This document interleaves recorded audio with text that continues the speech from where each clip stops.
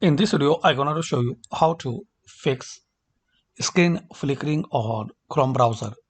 So first, to fix this error, firstly click on Start, then type CMD. Right click on Command Prompt, click on Run as Administrator. If ask permission user account control, so click on Yes. Now right click here and click on Edit and paste code. This one I will give this code in description. Now press Enter. So you will see Windows Resource Protection didn't find any integrity violations.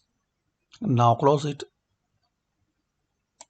and restart your PC. And also you can do this one on Chrome browser. Click on these three dots, Settings,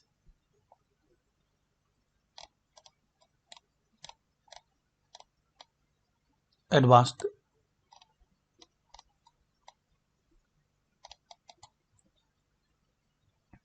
and if you will see, use hardware acceleration when available. So just you need to select to off position.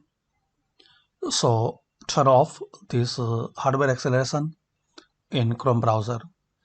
So hopefully friends, by using this two simple step, this Chrome browser screen flickering error will be fixed. Thanks for watching.